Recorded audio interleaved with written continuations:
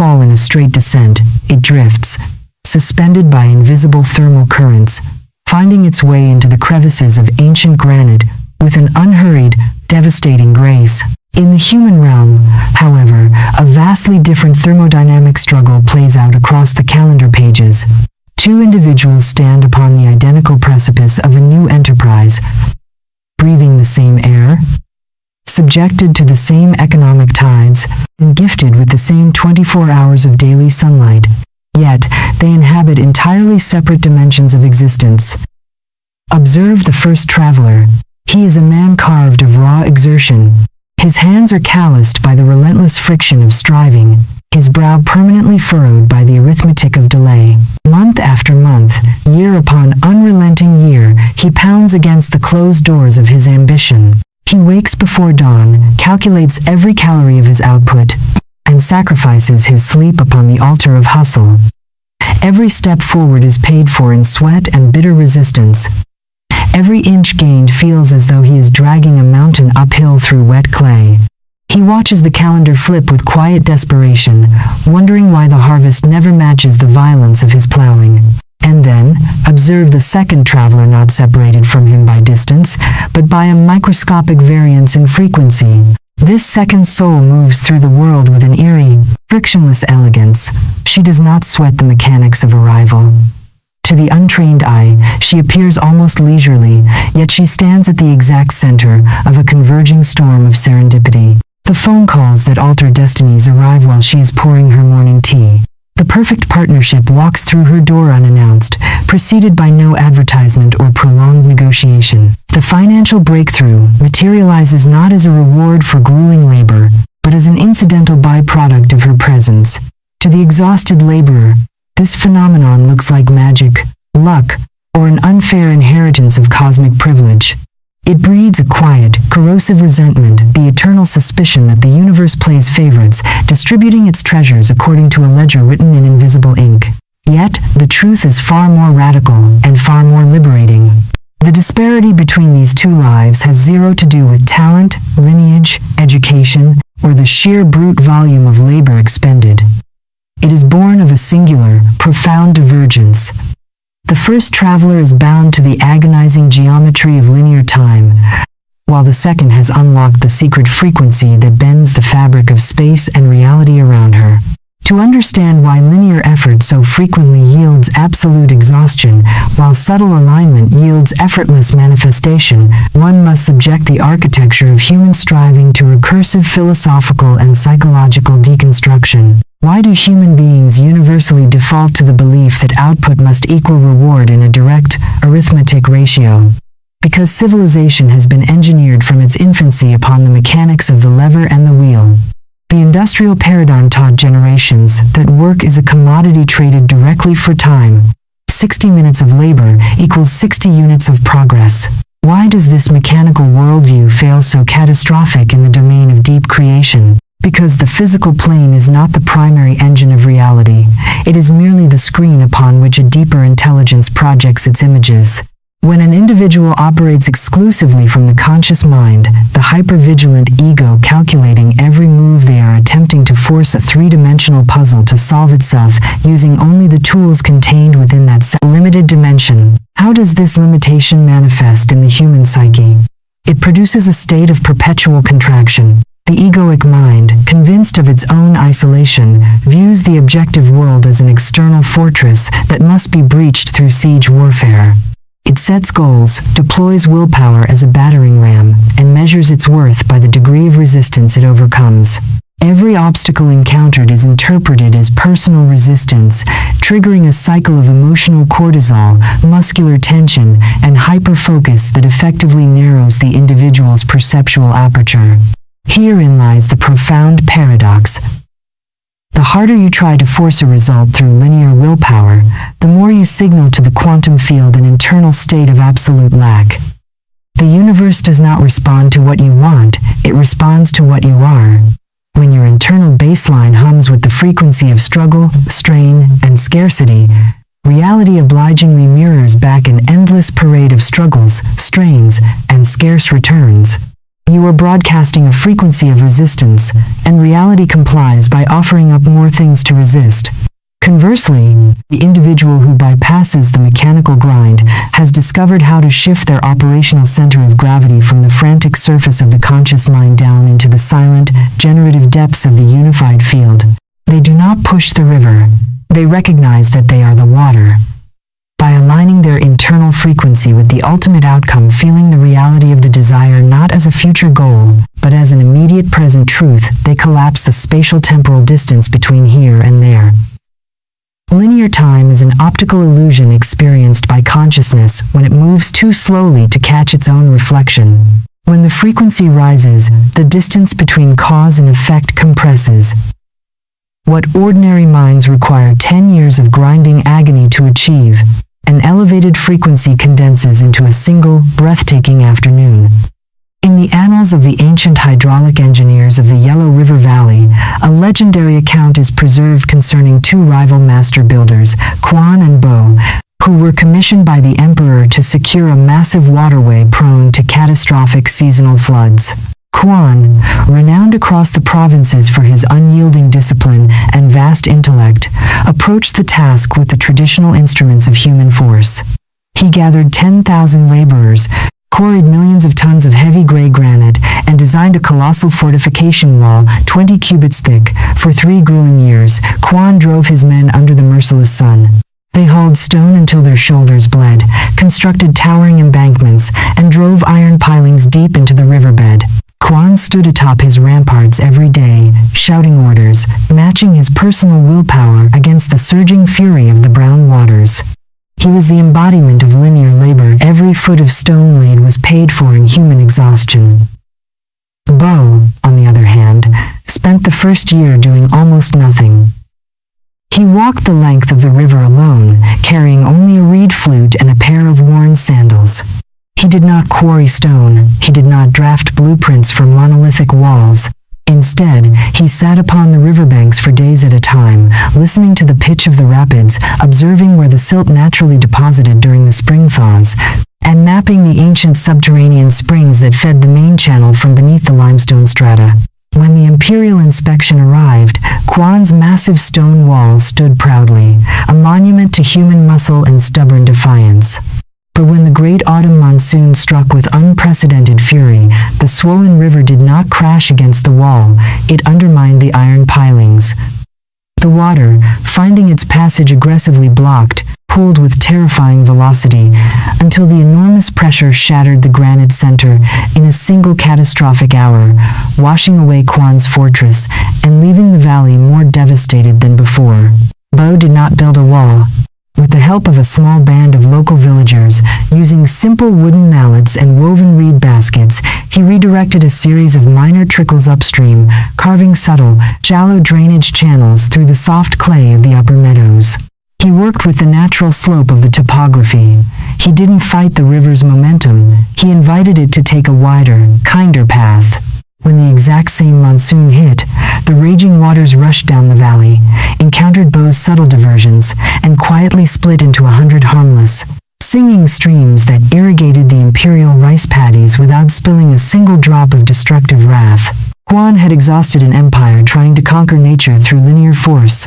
Bo had altered the entire outcome by understanding the invisible topology of the landscape and applying a whisper of intelligent direction at the exact nodal point where the current naturally wished to flow. The lesson etched into the parable of the two builders is not an invitation to passivity, but a call to structural recalibration. To cease your endless, exhausting war against linear time, you must first interrupt the automatic reflex of your daily striving.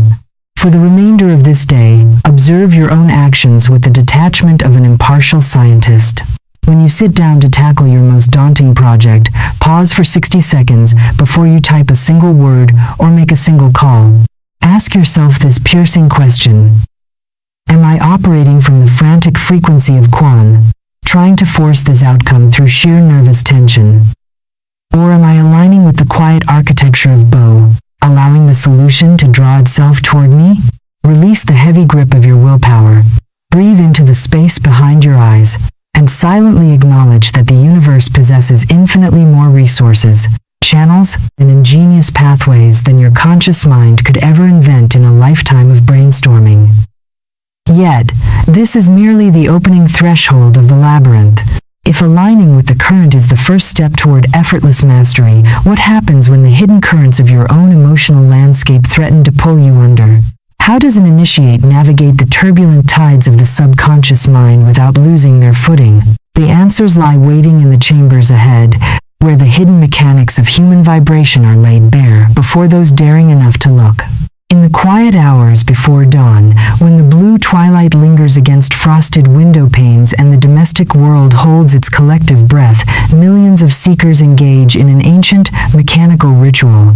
Across the globe, individuals sit before vision boards crowded with cutout images of prosperity, love, and liberated futures. They grip journals and repeat daily affirmations with practiced intensity, whispering phrases of abundance into mirrors until their throats ache and their minds grow heavy with fatigue. They visualize their desired outcomes with meticulous precision, tracing every contour of the imagined life as if sheer mental repetition might physically chisel reality into shape. And yet, despite weeks, months, and years of tireless spiritual exercise, an impenetrable silence often answers back. The vision boards collect a fine layer of dust, and the affirmations dissolve into hollow echoes against unyielding walls. Reality refuses to bend. The bank account remains stubbornly static, the anticipated doors stay bolted shut. This paradox haunts the modern spiritual seeker. They are doing everything the self-help gurus, ancient texts, and modern mindfulness coaches prescribed. They are following the rules to the letter. Why, then, does the universe respond with stony indifference? Why do these meticulous rituals produce exhaustion rather than manifestation? The answer lies in a fundamental misunderstanding of what spiritual tools were ever designed to accomplish. Most individuals treat affirmations and visualization as magical spells, incantations, shouted at an external cosmos in the hope of begging a reluctant deity for scraps of favor. They operate from a baseline of lack, trying to use positive speech to mask a profound, internal conviction of poverty or unworthiness. Long before the equations of quantum mechanics began validating the fluid nature of reality, 20th century spiritual pioneer Florence Scovel Shinn understood the hidden flaw in this approach. She recognized that surface techniques fail completely when they operate below the threshold of true vibrational law. Manifestation is not a matter of begging the universe through rote repetition.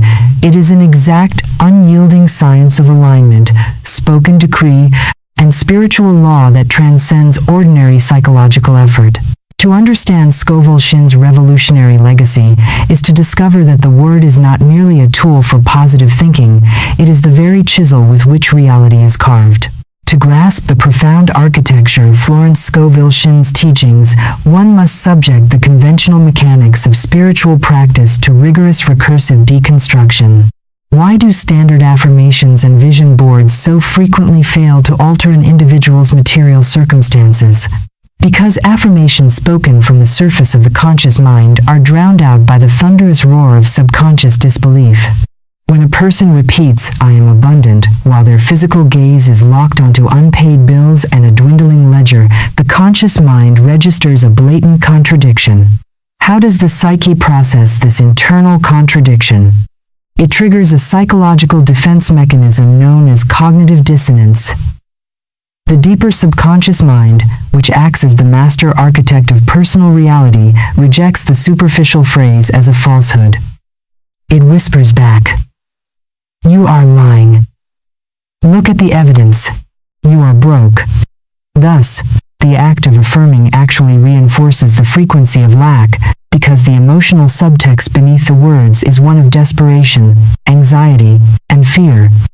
You cannot affirm your way out of a reality you are fundamentally terrified of. Why, then, did Scovel Shinn's approach yield such miraculous, instantaneous results for those who applied it? Because she understood that words possess an inherent, immutable vibrational momentum, but only when they are anchored in a higher spiritual law, the law of substitution and the law of non-resistance. Scovel Shinn taught that man's governing faculty is not his labor, nor his intellect, but his imagination and his spoken word. However, she made a critical distinction that modern practitioners routinely miss.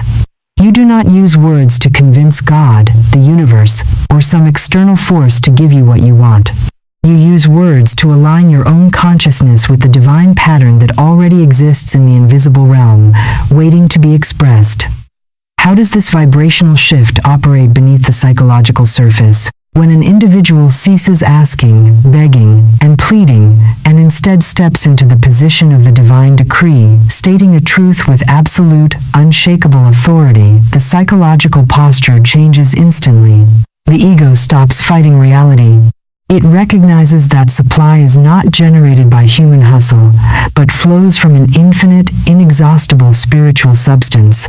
When Scovel Shinn declared, "I cast this burden onto the Christ within, and go free," she was not engaging in poetic metaphor. She was executing a precise psychological and spiritual bypass of the anxious ego.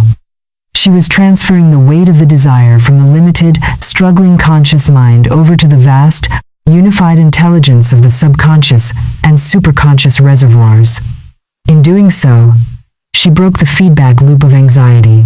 The moment the internal tension of striving dissolves, the vibrational frequency of the individual rises above the density of lack. The wall of resistance collapses, and the desired condition rushes in to fill the vacuum, not because it was forced, but because it was finally permitted to arrive. In the remote foothills of the Apennine Mountains during the late 19th century, there lived an old master artisan named Giovanni, renowned throughout the province for crafting the most magnificent stained glass windows in Europe. Cathedrals competed for his masterpieces, and nobles paid small fortunes for a single panel of his colored light. Yet, for several months, Giovanni's workshop fell into a state of profound darkness. His eyes were failing, his hands trembled with arthritis, and his kiln produced only cracked, discolored glass that shattered upon cooling. Desperate to reclaim his lost genius, Giovanni engaged in a frantic, exhausting routine. Every morning at dawn, he would stand before his cold kiln and shout commands at his failing materials. He polished the glass shards with obsessive fury, repeated traditional prayers for inspiration over and over until his voice grew hoarse, and pinned sketches of past masterpieces across every wall of his workshop like a crude, primitive vision board. The harder he tried, the worse his craft became. The glass grew opaque, brittle, and dead. The physical exertion of his daily rituals drained his final reserves of vitality, leaving him broken and weeping on the stone floor of his studio, convinced that the divine spark had abandoned him forever. One afternoon, a wandering traveler, a quiet man from the east, who had heard tales of the master's despair, walked uninvited into the dusty workshop. He watched in silence as Giovanni furiously scrubbed an old, useless pane of glass while muttering desperate incantations of success. The traveler stepped forward, gently placed his hand over Giovanni's trembling wrist, and stopped the frantic motion. "Master," the traveler said softly, "you are polishing the reflection while the window is shuttered from within. You are screaming at the shadows, demanding that the glass produce light, while you keep the heavy wooden shutters bolted tight against the rising sun." Giovanni stared at him in bewilderment. "I am doing everything the ancient masters taught. I pray, I affirm, I labor until my fingers bleed. Why is the glass dead?" "Because," the traveler replied, "you are trying to force fire out of stone through the sweat of your ego. The light does not belong to you, nor is it generated by your shouting. Open the shutters, step away from the kiln, acknowledge that the fire burns eternally outside your workshop, and your only task is to clean the frame so that it may pass through unobstructed." Slowly, with trembling hands, Giovanni walked to the heavy oak shutters that had remained bolted against his fears for years, and unlatched them. As the iron bars fell away, a flood of golden afternoon sunlight poured unhindered into the dark studio, illuminating every corner, warming the cold clay, and bathing the artisan in a radiant, golden glow. Giovanni did not need to shout, he did not need to force a single color. He simply sat in the light, let go of his obsessive striving, and when he finally touched a fresh sheet of glass the following morning, it melted under his hands with a sublime, effortless perfection, glowing with colors he had never dared imagine. The transformation of the artisan is the transformation awaiting every seeker who mistakes the frantic sweat of the ego for spiritual power.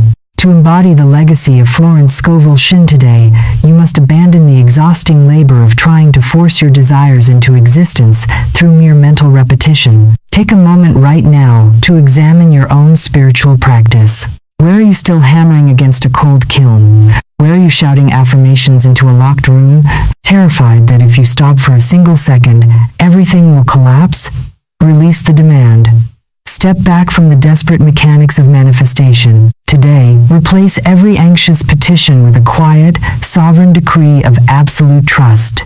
When a fear of lack arises in your mind, do not fight it or dress it up in toxic positivity. Instead, mentally, hand the burden over to the infinite intelligence operating silently beneath the surface of your conscious awareness. Say inwardly, "I release this outcome to the divine design. My path is cleared." Feel the immediate physical sensation of your shoulders dropping, your jaw unclenching, and your breathing deepening as the heavy armor of the ego falls away.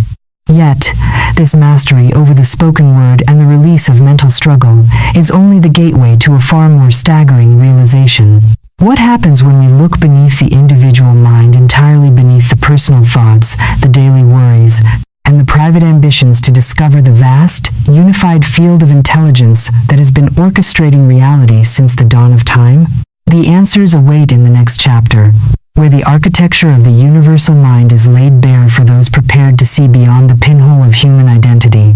In the damp chill of a subterranean catacomb, far beneath the bustling avenues of an ancient imperial capital, a lone seeker walks with deliberate steps, holding a single, sputtering tallow candle. The feeble flame casts a flickering halo of amber light, barely 3 feet in diameter, illuminating rough-hewn stone walls, a few inches of dusty flagstone beneath worn sandals, and nothing more. Outside this tiny, trembling circle lies a vast, impenetrable abyss of absolute velvet darkness, a labyrinthine expanse of twisting corridors, vaulted burial chambers, and forgotten treasures stretching out into endless miles of unlit silence. Convinced that his handheld candle is the sole source of illumination in existence, the traveler navigates by inches. He strains his eyes against the shadows, bumps his shoulders mercilessly against unseen protruding rocks, and stumbles over ancient iron rings embedded in the floor. When he encounters a massive, immovable granite door blocking his path, he presses his palms against its cold surface and pushes with all his might, his muscles trembling, his breath turning to ragged gasps, weeping with exhaustion because his meager flame cannot pierce the barrier or reveal the hidden mechanism that would swing the portal wide. To the casual observer, watching from an invisible gallery above, this struggle is both tragic and absurd. For that subterranean vault is not dark, nor is it confined. Hidden high above the arched ceilings run grand optical light, shafts engineered by ancient master builders, connecting the depths directly to the dazzling, golden noon of the open sky above. The chamber is flooded with a perpetual, silent radiance that fills every cubic inch of space.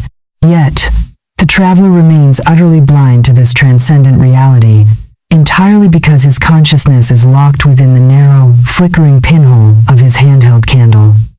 This is the exact predicament of the unawakened human condition. The conscious mind, brilliant and hyper-vigilant though it may be, is nothing more than that sputtering tallow candle in a boundless cathedral of light. It processes only a minuscule fraction of the infinite data streaming through the cosmos at any given second. When an individual attempts to navigate the labyrinth of life using solely this restricted vantage point, trying to muscle reality into submission through sheer willpower, strategic calculation, and relentless personal determination, they engage in a tragicomic war against themselves. They push, they force, they fight against the current of existence, exhausting their vital life force in the process. And the most agonizing irony of this human struggle is precisely this: all of that frantic effort, all of that muscle-bound determination, acts as a dense smokescreen, completely blinding the seeker to the vast, unified field of intelligence that has been orchestrating reality silently behind the scenes long before they or their ancestors ever arrived upon this earth. To dismantle the illusion of the isolated conscious mind, One must subject the architecture of human perception to a rigorous, recursive philosophical and psychological interrogation. Why do human beings universally commit the fundamental error of identifying exclusively with the surface chatter of their conscious intellect? Because evolution wired the biological vehicle for localized survival. The brain developed as an organ of filtration, not as an organ of absolute perception. Millions of bits of sensory and energetic data bombard the human system every microsecond. If the conscious mind were forced to process all of them simultaneously, the biological organism would short-circuit under the sheer volume of infinite information. How does the mind cope with this overwhelming flood of reality? It erects a rigid evolutionary firewall. It tunes the individual radio receiver to a single, narrow-frequency band, the band of survival, linear time, physical separation, and egoic identity. It whispers a persistent, convincing lie. You are a solitary fragment of skin, encapsulated consciousness, floating in a hostile, indifferent universe. Everything you want must be fought for, defended, and seized through your own isolated effort. Why does this localized identification render true manifestation practically impossible? Because when consciousness collapses down into the tiny island of the ego, it severs its conscious connection to the unified field of intelligence, that vast, non-local ocean of infinite potential where all things already exist in complete completion. How does the individual attempt to compensate for this self-imposed exile from the whole? Through force. The egoic mind, feeling desperately vulnerable and fundamentally lacking, resorts to hyper-control. It sets rigid goals, micromanages outcomes, worries over timelines, and manipulates circumstances like a frantic puppeteer pulling tangled strings. What happens at the quantum and psychological levels when the ego attempts to dominate reality in this manner? It creates a massive energetic friction. Just as trying to fill a vast ocean with a teaspoon results in endless frustration and empty labor, trying to orchestrate complex life outcomes through the pinhole of the conscious intellect generates severe psychological stress and energetic contraction. The nervous system floods with survival chemistry. The electromagnetic field around the body tightens, vibrating at a dense, discordant frequency that actively repels the very synchronicities, opportunities, and harmonious alignments the individual is striving so desperately to attract. To step beyond this limitation requires a radical ontological shift. One must recognize that the conscious mind is not the captain of the ship, it is merely a passenger looking out a small porthole. The true navigation is handled by the vast, unified intelligence operating silently in the deep engine rooms of the cosmos.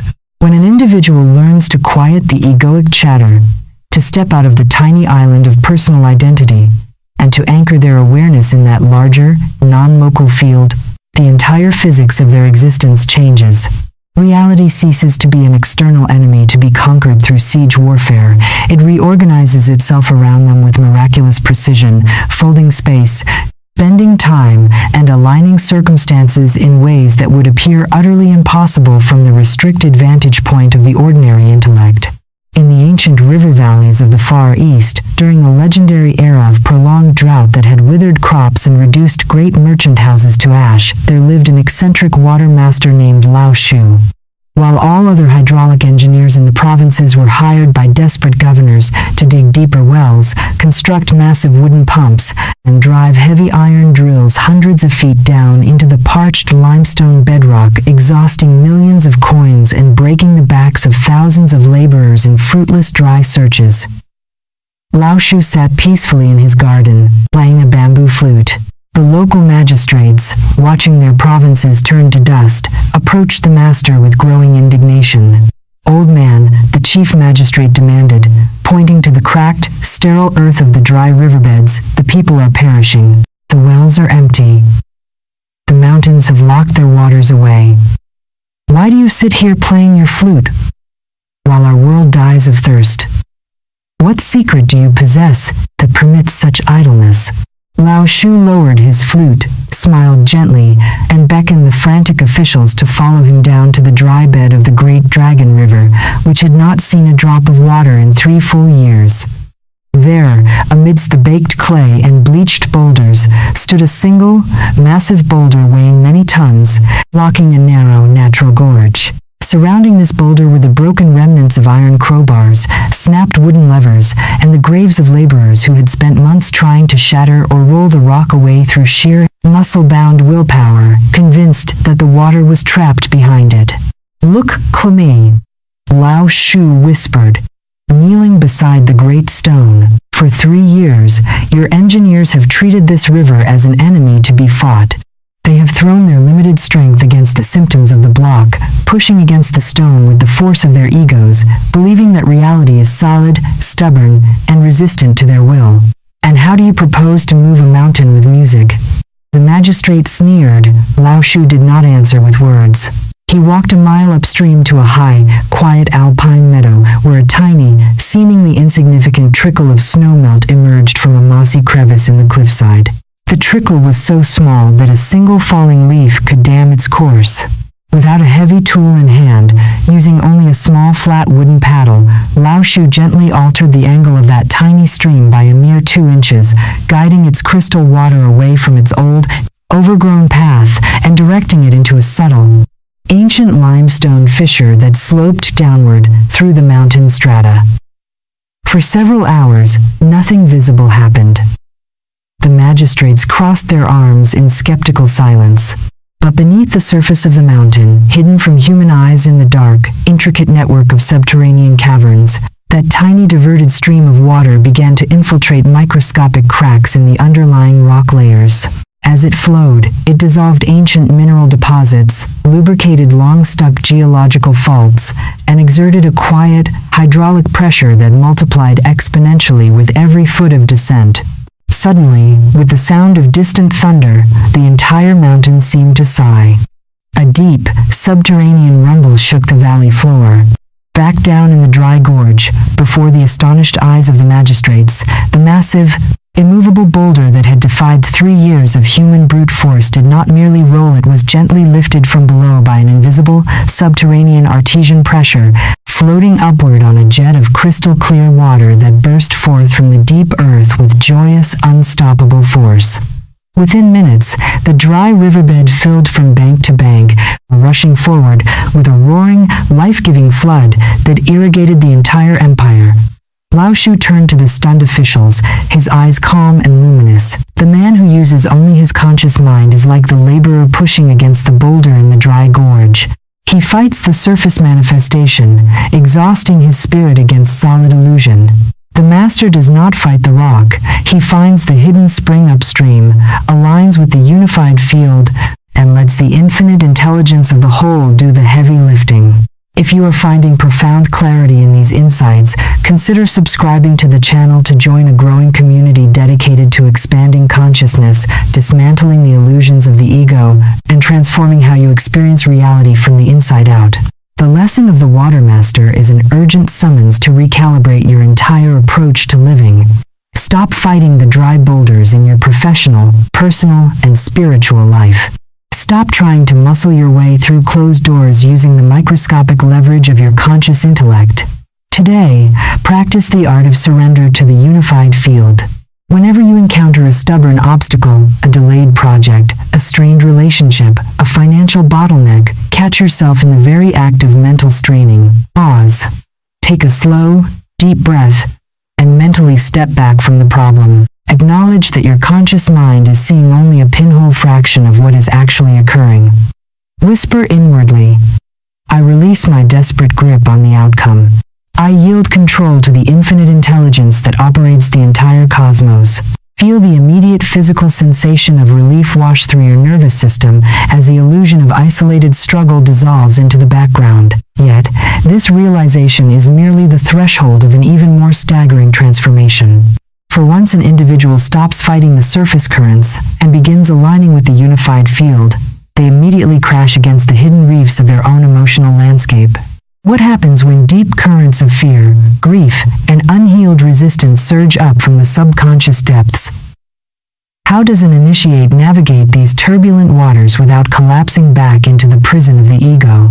The answers await in the chambers ahead. where the precise emotional mapping of human consciousness is laid bare for those prepared to look into the mirror of truth. Imagine a vast, cathedral-like boardroom suspended high above a metropolitan skyline, where two men of equal education, identical professional credentials, and identical market data stand before a towering wall of glass. Outside, a sudden, violent economic squall hits the financial district. Stock indices plunge, credit lines freeze overnight, and long-standing corporate partnerships dissolve into ash. To the first man, this crisis manifests as an absolute, suffocating dead end. As he gazes down at the falling tickers, his breath catches in his throat. His visual field seems to physically contract, framing the horizon as an iron cage of impending ruin, bankruptcy, and personal annihilation. Every pathway forward appears sealed by heavy leaden doors. He sees nothing but insurmountable obstacles, betrayal, and unmitigated despair. Yet, beside him, the second man stares at the exact same storm, with an entirely different quality of presence. While he registers the objective gravity of the market shift, his eyes possess a calm, luminous clarity. Where the first man sees a wall, the second man perceives an unprecedented structural fracture, a momentary tearing away of old, inefficient market paradigms that instantly reveals a dozen hidden pathways toward reinvention, acquisition, and extraordinary expansion. The crisis does not paralyze him, it sharpens his focus, unlocking a sudden, electric surge of creative ingenuity that transforms apparent catastrophe into the genesis of a new empire. Both men inhabit the same physical office space. Both breathe the same air, possess access to the same capital reserves, and look upon the identical external data. Why, then, do they perceive two entirely contradictory universes? The answer shatters the naive materialist assumption that human beings react directly to objective reality. They do not, and from 12 remain, and from 2. Humanity reacts exclusively to the subjective frequency through which reality is filtered. The first man views the world through the dense, refractive fog of low vibrational survival. The second observes from an elevated band of consciousness where possibilities previously locked behind invisible barriers suddenly spring into lucid, breathtaking focus. To bridge the gap between ancient spiritual insight and measurable, observable reality, one must turn to the monumental cartography of consciousness mapped by psychiatrist Dr. David R. Hawkins, a revelation that proves human emotions are not random weather patterns passing through the mind, but precise, unyielding navigational instruments on an exact energetic spectrum. To comprehend the profound mechanics of Dr. David R. Hawkins' map of consciousness, one must subject the human emotional landscape to rigorous, recursive, philosophical, and psychological deconstruction. Why do human beings experience such wildly disparate perceptual realities while occupying identical physical circumstances? Because consciousness is not a passive mirror reflecting the external world, it is an active prism that refracts light into distinct vibrational bands. Hawkins discovered through decades of empirical research and kinesiological calibration that human emotional states vibrate at precise, measurable frequencies ranging from the lowest, most life-denying densities of shame, guilt, apathy, and grief, up through the mid-range arenas of anger, pride, and courage, and finally soaring into the luminous, unconditioned realms of love, joy, and absolute peace. How do these lower frequencies fundamentally alter the biological and psychological filtering systems of the individual? When an individual operates at the lower end of the spectrum anchored in shame, guilt, or fear, something catastrophic happens to their perceptual apparatus. It is not merely that they feel unpleasant emotions, their entire cognitive architecture undergoes a profound contraction. The amygdala hijacks the prefrontal cortex, flooding the nervous system with survival chemistry. Why does this chemical and vibrational contraction blind the individual to obvious solutions? Because low frequencies operate on a frequency of pure defense and scarcity. They act like a specialized pair of dark, distorted lenses that filter out all evidence of opportunity, collaboration, and abundance, while hyper-magnifying every shred of threat, limitation, and danger. How does this explain the paradox of two people facing the same obstacle? When someone is vibrating in the density of apathy or grief, their perceptual aperture narrows to the size of a pinhole. They literally cannot see the pathways, resources, and helpers standing right in front of them, because those possibilities exist on a higher frequency band that their current neurological and energetic receiver is completely tuned out of. They are not living in a difficult world, they are living in a difficult frequency. What happens, then, when an individual transcends these dense states? Hawkins identified a monumental, non-negotiable threshold dividing the map of consciousness cleanly in half. The threshold of courage. Below this critical meridian, existence is defined by reaction. The individual is a helpless leaf blown about by the winds of external circumstance, perpetually defending, evading, and suffering. Above this meridian, existence transitions into creation. The moment courage is integrated, the perceptual lens is clear. The individual stops asking, "How do I survive this threat?" and begins commanding, "How do I shape this reality?" To understand Hawkins' map is to realize that you cannot solve a problem at the same vibrational frequency that created it. Trying to manifest abundance, peace, or a profound transformation while anchored in the low-frequency states of anxiety or unworthiness is like trying to tune a radio receiver to a pristine classical symphony while locked firmly on a channel of violent static. The music is broadcasting eternally through the airwaves, but the instrument is incapable of receiving it. The transformation of one's life requires a deliberate, conscious upward migration across the vibrational spectrum, moving away from the heavy gravity of defense and stepping boldly into the luminous altitude of true creative power. In the northern reaches of the Carpathian mountain range, during a winter of unprecedented severity that buried entire villages in suffocating drifts of blue-white snow, two veteran alpine guides, Marek and Stefan, were tasked with leading a party of panicked merchants across the treacherous Frostspire Pass to reach the safety of the lowland trade capitals. Marek, a man whose heart had grown heavy over decades of grueling hardship, approached the journey with a deep, consuming dread. As the sub-zero blizzards howled against the stone walls of the base camp, Marek's internal frequency sank into the dense mire of apathy and fear. To him, every shadow in the snow was an impending avalanche. Every howling gust of wind was a personal curse hurled by a hostile mountain. When the party began their ascent, Marek's perceptual filter collapsed entirely. Wearing mental glasses tinted by terror, he led the group down a treacherous, wind-scoured ledge of loose shale, blind to the safe, sheltered stone shelf running parallel just 20 paces to their right. When a minor ice slip occurred, Marek panicked, shouting commands that induced absolute panic among the merchants, paralyzing their movements and driving them into a blinding whiteout, where they became hopelessly disoriented. Stefan, on the other hand, carried an entirely different internal baseline. Though his limbs were equally cold and the wind battered his cloak with equal fury, Stefan's consciousness operated from a high, steady plateau of courage and calm acceptance.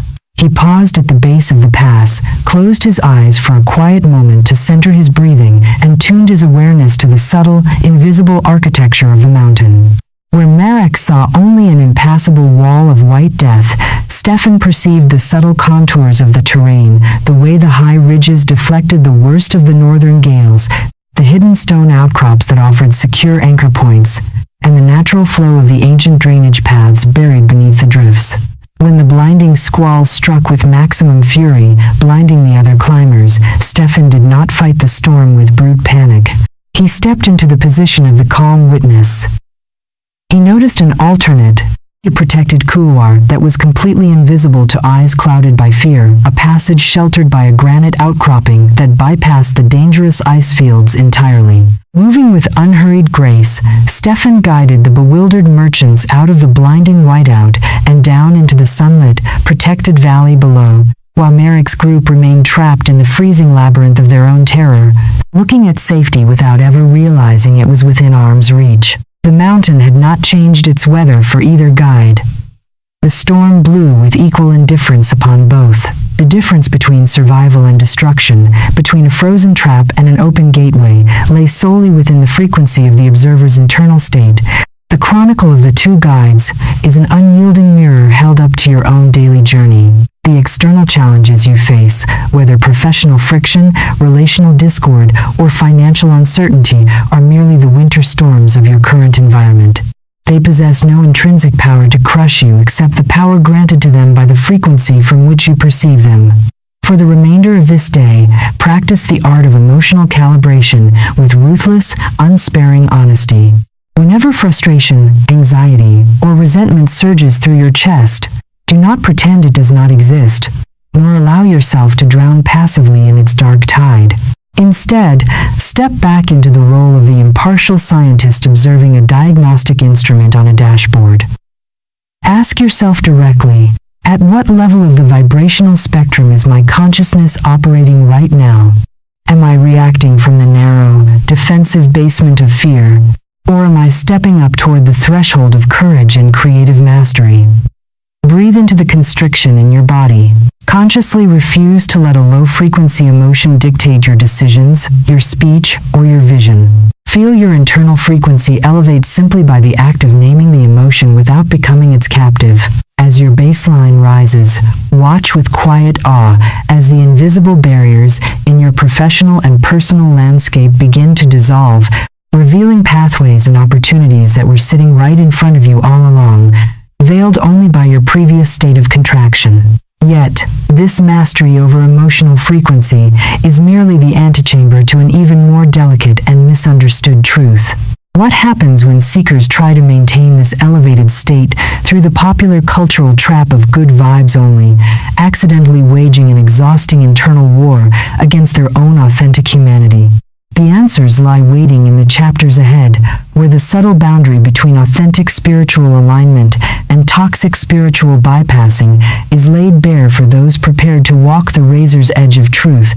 Deep within the stone-walled menagerie of an ancient royal estate, a magnificent falcon sits hooded upon a leather-gloved fist. For months, its wings have been clipped of their true reach, its world defined by the predictable cadence of the handler's whistle and the scraps of raw meat tossed into its wooden basin. The bird knows every grain of the pine flooring, every shadow cast by the iron bars of the aviary, and every vibration of the heavy oak door that heralds the approach of confinement. One afternoon, through the carelessness of an attendant, the heavy iron latch of the main gate remains unfastened.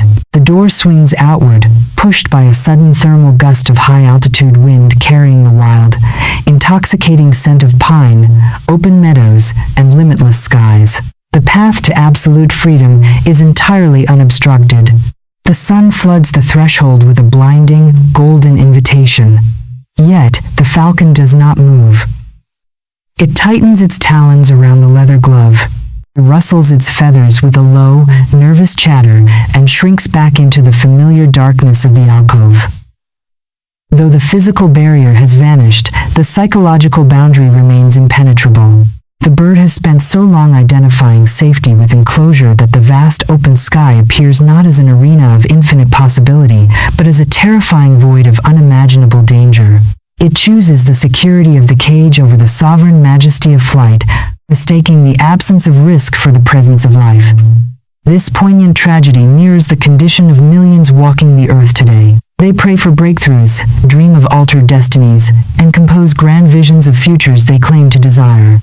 Yet, when the universe subtly unlatches the gate, when an unexpected opportunity arrives, when a radical transition calls their name, when the timeline shifts and demands that they step into a larger arena, they freeze. They recoil from the threshold of courage, terrified of the very spaciousness they sought. To cross into an accelerated timeline requires more than mere positive thinking or pleasant visualization. It demands a violent, beautiful shattering of the psychological shell where safety was once traded for stagnation. It requires stepping across the meridian line where passive defense ends and conscious creation begins. To grasp the mechanics of accelerated timelines and the pivotal transition across the threshold of courage, one must subject the architecture of human decision-making to deep, recursive philosophical and psychological deconstruction. Why do human beings universally cling to stagnant, low-vibrational circumstances even when explicit opportunities for liberation present themselves? because the biological and psychological ego is programmed above all else for energy, conservation, and predictability. The known misery is psychologically prioritized over the unknown magnificence. The ego interprets the unknown not as a field of pure potential, but as an existential threat to its survival, because identity itself is anchored in past memories and familiar patterns. How does this protective mechanism dictate the trajectory of an individual's timeline? Below the threshold of courage, within the dense gravitational pull of fear, pride, and anxiety, every choice is governed by risk minimization. The individual operates in a state of perpetual defense. They do not choose what they want. They choose what they are afraid of losing. Their entire existence becomes an intricate exercise in damage control, dodging potential pain, placating external demands, and shielding a fragile, defended self-image from real or imagined criticism. Why does operating from risk minimization trap a person in a slow, agonizingly linear timeline? Because time in the physical realm is plastic, it expands or contracts in direct proportion to the density of resistance. When every thought and action is laced with protective hesitation, the energy required to manifest a single change is massive, sluggish, and friction-laden. It is like trying to push a heavy wooden wagon through a thick swamp of mud. Every inch gained requires brute, exhausting expenditure. What fundamentally shifts within the human psyche when the individual crosses the threshold of courage? The entire operational polarity reverses. Courage is not the absence of fear. It is the conscious decision that a vision of the future is more vital than the comfort of the past.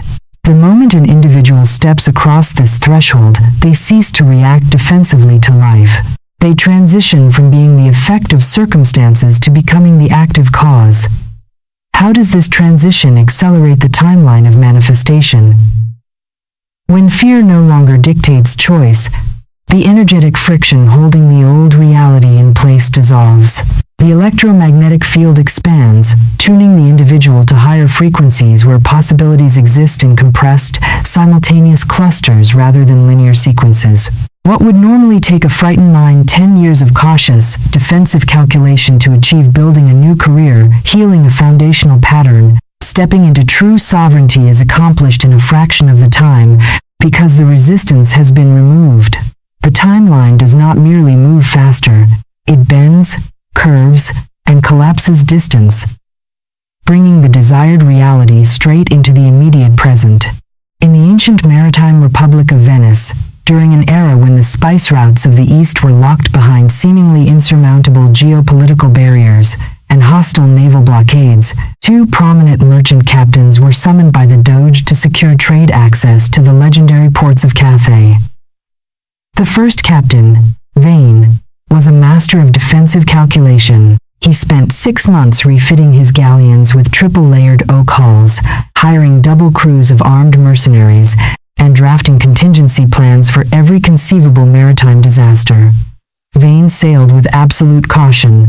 He hugged the shallow, charted coastlines, refusing to venture into the open, uncharted deep ocean where legendary storms and unknown perils lurked. Whenever hostile privateers appeared on the horizon, Vane turned his ships around, retreating to safe harbors to wait out the danger. For 3 grueling years, Vane played a game of endless evasion. He returned to Venice with only a fraction of his cargo holds filled, exhausted, having spent his entire fortune on defensive upkeep, while his timeline of prosperity remained indefinitely deferred by his terror of loss. The second captain, Elena, approached the commission from an entirely different dimension of mastery. She recognized that the old, heavily patrolled coastal routes were choked with the collective fear and resistance of every merchant who had sailed them before her. Instead of reinforcing her defenses, Elena did something that shocked the Venetian Senate. She stripped her ships of heavy, cumbersome armor, lightened her cargo, and charted a daring, unmapped course directly out into the open, violent expanse of the uncharted high seas. Region sailors whispered was cursed by perpetual tempests. When the great open ocean gale struck, threatening to tear her sails to shreds, Elena did not retreat to a safe harbor. She stood at the helm, calm and unwavering, utilizing the very force of the tempest to accelerate her vessels past the enemy blockades. By stepping boldly across the threshold of the unknown, abandoning the safety of the familiar coast, she entered a vast, swift-moving ocean current that no other merchant had ever dared to navigate. While Vane was trapped in a slow, agonizing cycle of defensive survival along the shallow shores, Elena's ship swept into the eastern ports months ahead of schedule, returning to Venice laden with untold riches. She had not conquered the sea through brute force. She had crossed the threshold of courage, and in doing so, she unlocked an accelerated timeline that compressed years of struggle into a single, triumphant voyage. The voyage of the daring captain is a direct summons to examine the hidden boundaries of your own life. Where are you still hugging the shallow, familiar coastlines of your comfort zone, terrified to venture into the open ocean of your true potential? Where is your caution masking a deep, paralyzing fear of expansion? For the remainder of this day, identify one area of your professional or personal existence where you have been hiding behind risk minimization, delaying a vital decision, avoiding a necessary conversation, or clinging to a safe, unfulfilling circumstance because it feels predictable. Take a deliberate, unshakable step across your personal threshold of courage. Make the call, launch the endeavor, or release the safe, stagnant pattern that has kept your timeline locked in slow-moving inertia.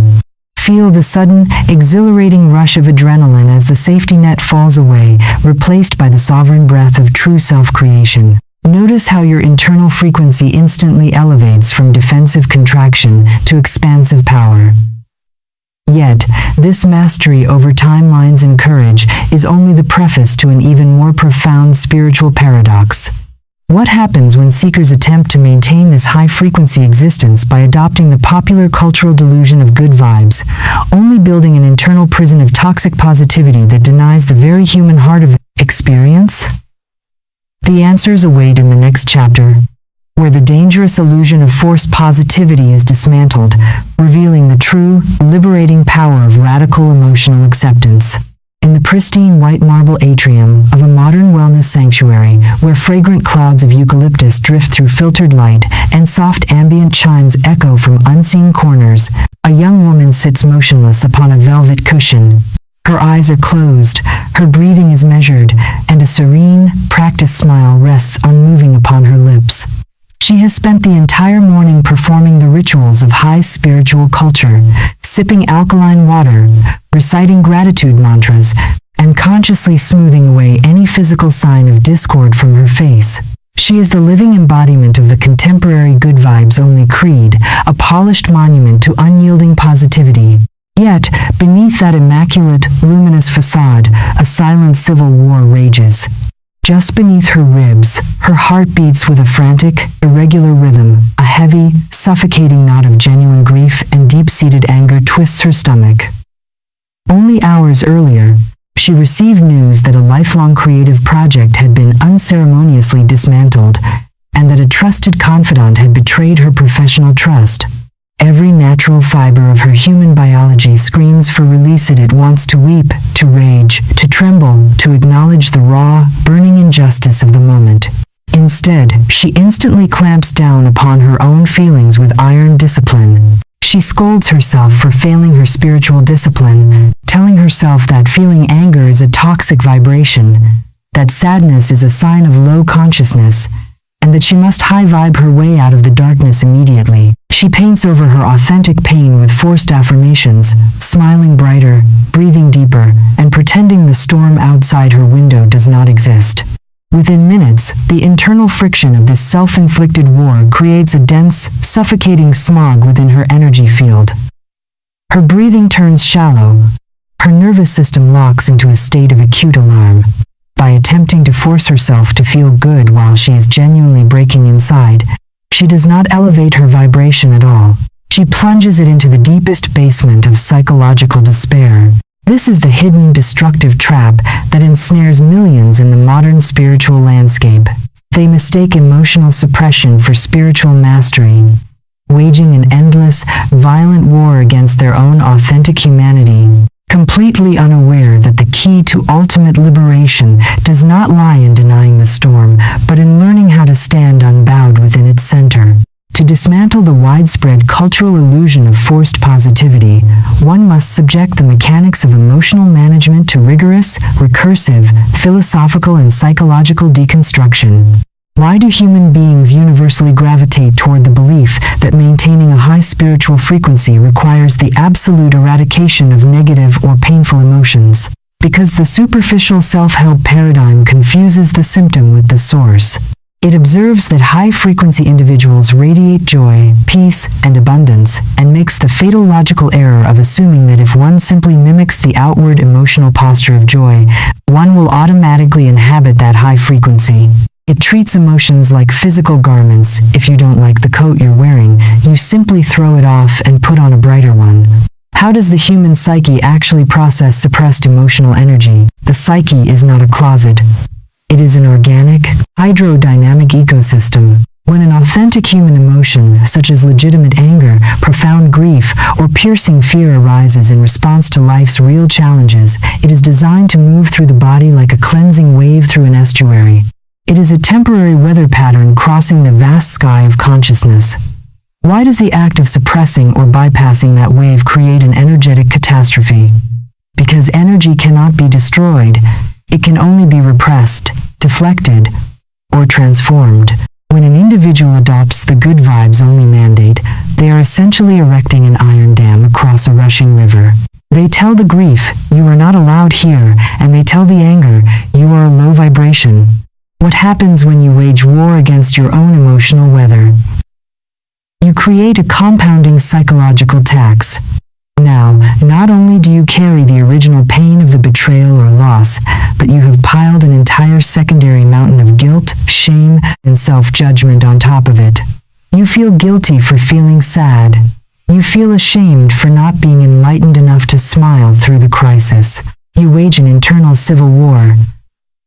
And that internal friction consumes enormous amounts of vital life force.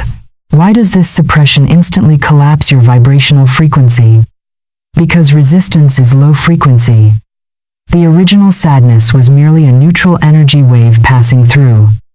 Your desperate, terrified resistance to that sadness is what solidifies it into a dense, stagnant anchor that drags your entire consciousness down into the abyss. Florence Scovel Shinn understood this profound truth long before modern psychology gave it a name. She never taught toxic positivity or the denial of human reality. She taught that the power lies in acknowledging the human experience while anchoring your identity in the divine truth beyond it. You can feel the cold sweat of fear and still know you are divinely guided. You can acknowledge the burning heat of anger and simultaneously trust in perfect outcomes. The emotions do not negate the spiritual truth. They are simply temporary clouds passing across the sun. True mastery does not mean you never feel pain, fear, or anger. True mastery means you possess an unshakable relationship with those emotions, allowing them to arise without identifying with them, witnessing them without resisting them, and letting them dissolve back into the vast, silent ocean of your awareness without leaving a single scar upon your soul. In the ancient, storm-lashed coastal highlands of Scotland, during a century when Viking raids and merciless Nor'westers threatened the stone keeps of the northern lords, there lived a legendary clan chieftain named Alistair, renowned for his preternatural calm amidst absolute devastation.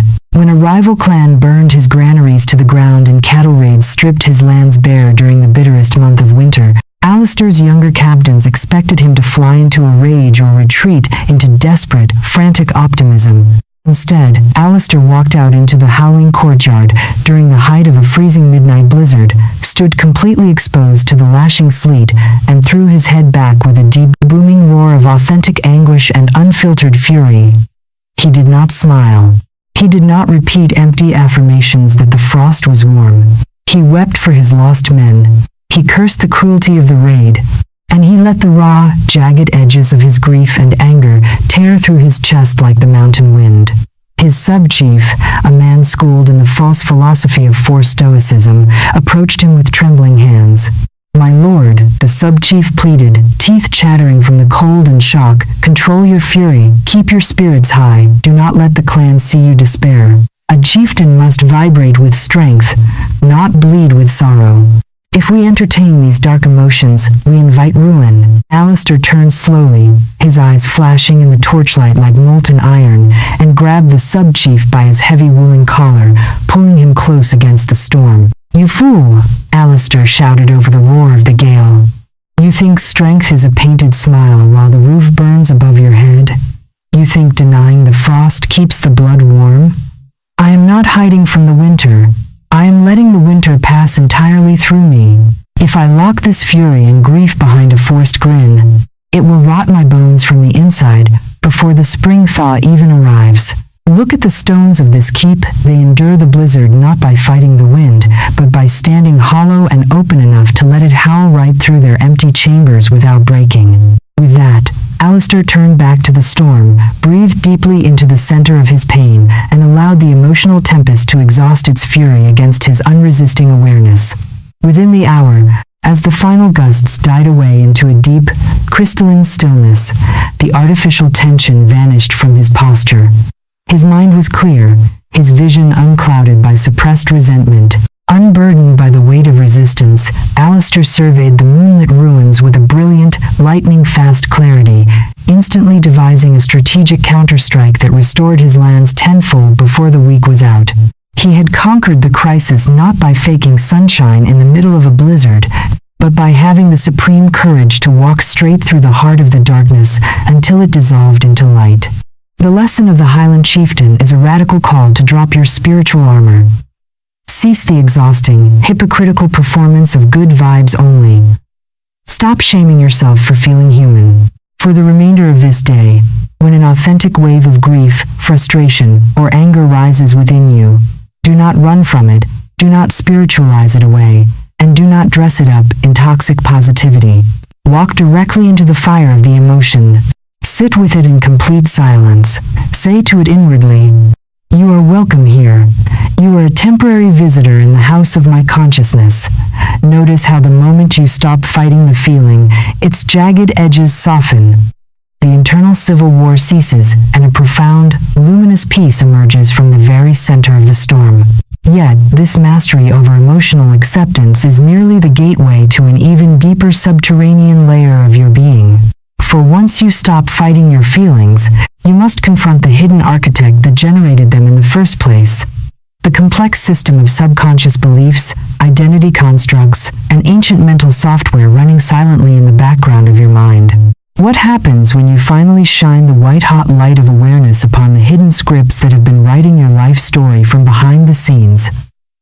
The answers await in the chapters ahead, where the unvarnished truth of your subconscious architecture is laid bare for those prepared to rewrite their destiny at the deepest level of reality. In the shadowed, subterranean depths of a grand opera house long abandoned to dust and silence, an automated orchestrion sits encased in heavy mahogany and gleaming brass.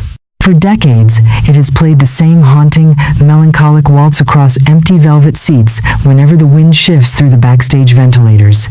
On the sunlit stage above, an ambitious young pianist sits at a pristine grand instrument, spending 12 hours every single day practicing a triumphant, soaring symphony of his own composition. His fingers strike the ivory keys with desperate passion. He repeats intricate chord progressions until his muscles cramp and his wrists ache. Convinced that through sheer, unyielding repetition, he can bend the acoustic reality of the auditorium to his will. Yet, no matter how brilliantly he plays his new symphony on the stage, something strange and frustrating occurs. Whenever the grand crescendo approaches that magnificent moment where the music should fill the entire hall with thunderous majesty, a subterranean mechanical resonance rises from beneath the floorboards. The old automated orchestrion in the basement begins turning its heavy brass cylinder, playing its mournful predetermined waltz in discordant counterpoint, muddying the acoustic field, drowning out the pianist's triumphant notes, and reducing his magnificent masterpiece to a confused, clashing cacophony. The pianist weeps with frustration, blaming his technique, his instrument, or the acoustic poorness of the hall. He redoubles his efforts, striking the keys harder, practicing louder, determined to drown out the discord through sheer volume. He remains utterly oblivious to the fundamental truth. The battle is not being lost on the stage. It is being dictated from the basement.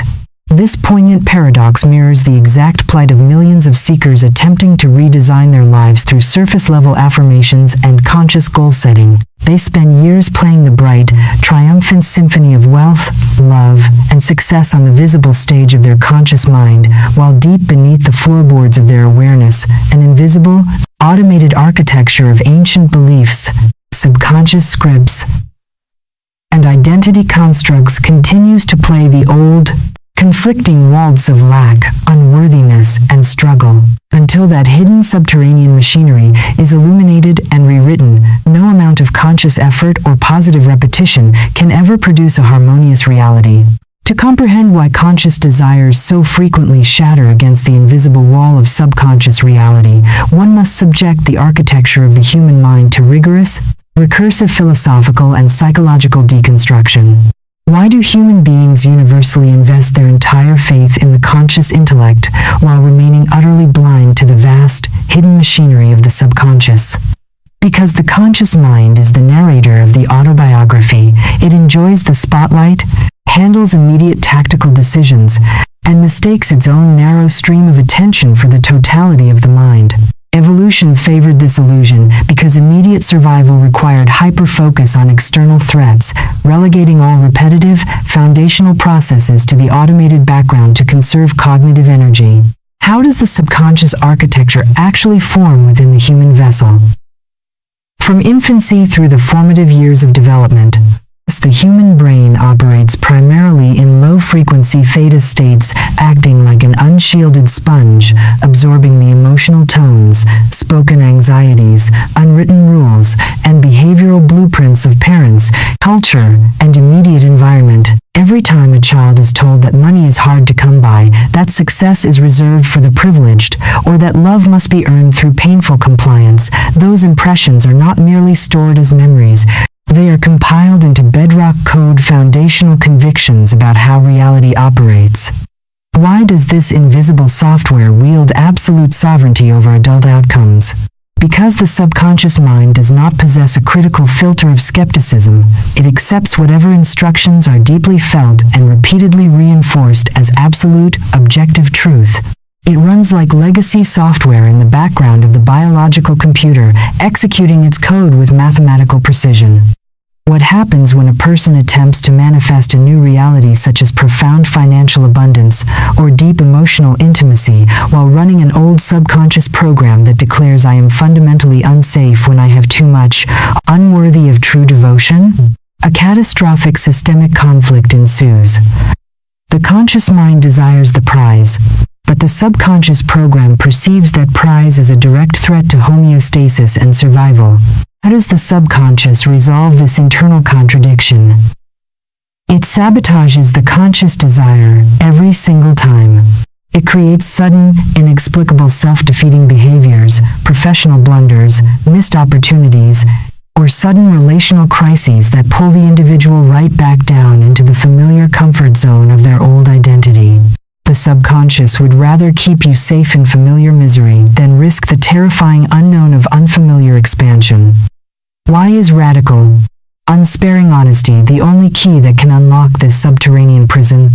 Because you cannot rewrite code you refuse to look at. Most people practice a comforting spiritual bypass. They curate a polished version of themselves, repeating positive affirmations over rotten foundations. Radical honesty requires descending into the dark basement of the psyche with a torch of unflinching awareness. It demands asking the terrifying questions. What do I secretly believe I deserve? What underlying assumption about my own inadequacy is currently broadcasting my frequency to the cosmos more powerfully than any vision board ever could? When you shine the white-hot light of consciousness upon these hidden scripts, bringing them out of the dark automated basement and exposing them to the sovereign light of the present moment, their power evaporates. The old software loses its automatic control, making space for a new internal blueprint that finally matches the magnificent reality you are destined to inhabit. In the imperial shipyards of ancient Alexandria during the zenith of Mediterranean trade, there reigned a master naval architect named Cassian, whose vessels were legendary for their speed, beauty, and uncanny ability to navigate the most violent tempests without losing a single spar. Yet, during his later years, Cassian took on a commission for a magnificent royal flagship, a vessel intended to be the crowning jewel of the imperial fleet. Cassian spent months drafting breathtaking designs of golden prows, purple silk sails, and vast, elegant decks. He personally selected the finest cedar and imported the rarest bronze fastenings from the distant pillars of the west. When the vessel was finally launched into the harbor amid great fanfare, the crowds cheered in rapture at its magnificent appearance upon the water. Yet, the moment the royal flagship cleared the harbor breakwater and encountered the open swells of the sea, a terrifying thing happened. Despite its breathtaking beauty and the frantic efforts of 50 oarsmen, the ship refused to steer true. Whenever the helm was turned toward the eastern trade routes, an invisible, powerful force dragged the massive hull relentlessly back toward the rocky western shallows, nearly running aground 3 separate times before frantic tugboats hauled it back into port. The Emperor was furious, threatening Cassian with disgrace. The architect was baffled. He inspected the sails, tested the rudder, measured the symmetry of the hull, and found every external component flawless. Exhausted and broken, Cassian sought out an eccentric old master shipbuilder, a man named Thalassa, who lived in a quiet grotto outside the city walls. Thalassa listened in silence as Cassian recited the long list of his visible perfectionism. When Cassian finished, the old man did not look at the sails or the golden prow. Instead, he handed Cassian a heavy iron torch, grabbed a long pole, and led the architect down into the dark, damp bilges of the dry dock far beneath the waterline, down where the heavy oak ribs met the absolute keel of the ship. There, half submerged in the stagnant bilge water of the inner hull, Thalassa pointed his torch toward a massive, hidden automated steering cable, an intricate web of rusted iron chains and counterweights that had been installed 20 years earlier by a previous shipyard master to guide smaller cargo barges along a narrow, shallow coastal canal. "Look, Master Architect," Thalassa whispered. "You spent a year painting the decks, trimming the sails, and polishing the brass on the visible stage. You designed a magnificent vessel for the open ocean, but you never inspected the deep keel.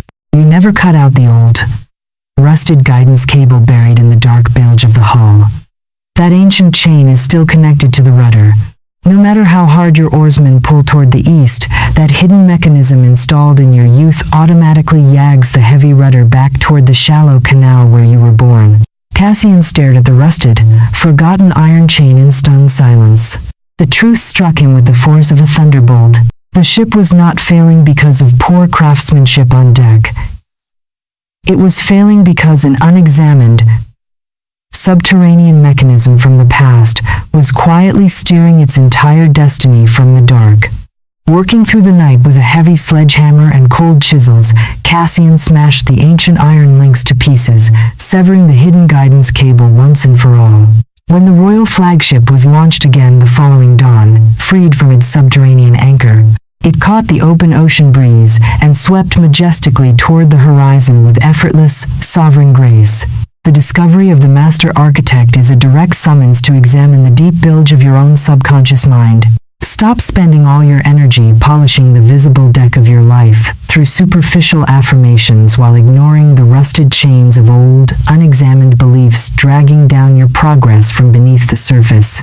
For the remainder of this day, engage in an act of ruthless psychological excavation. Sit in absolute silence with a blank journal and ask yourself unsparing questions regarding your deepest assumptions about wealth, love, capability, and worthiness. When a limiting belief surfaces, such as "I always struggle when things get good" or "I am not cut out for profound success," do not judge it or push it away. Bring it fully into the light of your conscious awareness. Examine its origin, look at its absurdity, and deliberately sever its connection to your identity. Say to it inwardly, "You are an old, outdated program installed by past circumstances. You no longer govern my ship." Feel the profound, visceral shift in your nervous system as the hidden anchor is cut away and your internal blueprint aligns with your true sovereignty. Yet, this excavation of the subconscious mind is merely the preparation for an even more staggering realization. What happens when we understand that the very rhythm of our lives, the alternating cycles of expansion and contraction, of triumph and introspection are governed by an immutable universal law that must be mastered rather than fought? The answers await in the next chapter, where the cosmic principle of rhythm and the birth of true observer consciousness are laid bare for those prepared to take the helm of reality itself. In the shadowed, limestone alcoves of an ancient horological observatory perched upon a desolate Mediterranean cliffside, a master horologist stands motionless before a colossal, multi-ton astronomical clock. The chamber is filled with the rhythmic, hypnotic breathing of 1,000 precision pendulums swinging in perfect synchrony, a relentless, metronomic heartbeat that measures out the terrestrial life of man. Outside the thick leaded glass, a violent autumn gale batters the coastline, driving slate-gray waves against the jagged cliffs with explosive, chaotic fury. Yet, within the polished brass and tempered steel of the master clock's interior movement, a profound paradox reveals itself. Every single gear, every delicate lever, and every heavy swinging pendulum obeys an immutable law of oscillation. The escapement wheel turns not in a flat, unyielding line, but in a continuous, rhythmic dance of push and release, of forward into motion, backward into rest, climbing toward the apex of the swing, descending into the trough of recovery. For decades, an apprentice stands beside the master, watching this perpetual oscillation with deep, secret frustration. The apprentice hates the downward swing. Whenever the heavy pendulum begins its descent, he panics, seeing it as a descent into failure, a loss of momentum, a regression into darkness. In his naive quest for absolute control, he reaches out his hands and attempts to grab the heavy brass bob, trying to hold the pendulum fixed at the apex of its upward arc, demanding that the clock maintain constant, unyielding height, forever refusing to let it fall back down. The moment his fingers touch the pendulum, the entire mechanism screeches to a violent, metallic halt. The delicate pinions snap under the unnatural tension. The mainspring shatters with a sharp report like a pistol shot, and the grand clock falls utterly dead, silent, and ruined. The master horologist does not blink. He looks down at the broken instrument with quiet sorrow and speaks words that pierce the silence like cold steel. You cannot freeze the pendulum of the cosmos without destroying the instrument of your own life. The universe does not move in a flat, permanent plateau of summer. It breathes in cycles. The swing downward is not the enemy of the upward climb. It is the very momentum that makes the next descent possible. This ancient tragedy mirrors the exact self-inflicted torment of millions walking the earth today. They demand constant, unbroken happiness. They wage a frantic, exhausting war against their own natural cycles of introspection, rest, and emotional contraction, trying to hold the pendulum of life fixed at one extreme. In doing so, they create immense internal tension, snapping their own inner mechanism and trapping themselves in a dense, low-frequency paralysis, entirely unaware that true mastery lies not in stopping the pendulum, but in stepping out of its path to become the silent, immovable witness of its dance. To grasp the profound architecture of the principle of rhythm and the birth of observer consciousness, one must subject the human relationship with cyclical change to rigorous, recursive philosophical and psychological deconstruction. Why do human beings universally experience deep emotional suffering when encountering the natural downward swings of life cycles? Because the modern ego is fundamentally conditioned to expect linear progression and static permanence. Society trains the individual to view success as an unbroken upward line. More income, higher status, continuous joy, unceasing productivity. Consequently, when the natural rhythm of the universe shifts, when winter follows autumn, when energy wanes, when emotional introspection or external friction arrives, the ego interprets this phase not as a necessary seasonal rest, but as a personal emergency, a failure of character, or a cosmic punishment. How does the psyche process this perceived emergency? It triggers an immediate, violent defense mechanism of resistance. The individual clings desperately to the outgoing high, tightening their grip on circumstances that are naturally dissolving, and panicking at the first sign of emotional descent. Why does this resistance compound the suffering exponentially? Because the Hermetic principle of rhythm dictates that everything in existence moves in cycles. The tides rise and fall twice daily. Day becomes night and night becomes day. The breath enters in expansion and leaves in contraction. Trying to hold the pendulum fixed at one extreme is like trying to hold your breath forever, or demanding that the ocean freeze its waves in midair. The physical and psychological tension required to maintain that impossible standard creates an enormous internal friction. What happens at the neurological and energetic levels when an individual resists the rhythmic swing? The nervous system floods with chronic survival stress. The electromagnetic field contracts, and the individual sinks deep into apathy, anxiety, or despair, not because the downward cycle is inherently evil, but because their violent resistance to it has turned a natural valley into a prison camp. How, then, does the master of reality transcend the tyranny of the pendulum? Through the birth of observer consciousness, the ordinary, unawakened human being operates from a state of immediate, unconscious identification with the content of their experience. When anger arises, they collapse their entire sense of self into that emotion and declare, "I am angry." When sadness arrives, they become the sadness. They are strapped to the pendulum itself, swinging violently back and forth, dizzy, bruised, and battered by every change in the emotional weather. The master, however, steps off the pendulum entirely. They realize that they are not the emotional weather, they are the sky through which the weather passes. When a heavy wave of sadness or a low-energy trough sweeps through their experience, the observer does not panic, nor do they fight it. They create a microscopic, luminous sliver of space between the awareness and the emotion. They observe the feeling with detached, loving curiosity, saying inwardly, "There is sadness present in my experience right now." Notice the quantum leap in that linguistic and psychological shift. The individual has not suppressed the emotion, nor have they denied it, but they have also refused to confuse it with their true identity. They have stepped back into the position of the witness, the silent, unshakable awareness that watches the pendulum swing from a place of absolute stillness. And here is the supreme metaphysical secret. The witnessing awareness operates at a naturally higher frequency than any emotion, whether positive or negative. When you rest in the observer consciousness, the pendulum can swing to its absolute lowest physical trough, yet your inner sanctuary remains untouched, luminous, and profoundly at peace.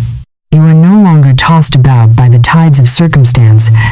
You have become the ocean floor, vast, deep, and utterly unmoved by the surface storms.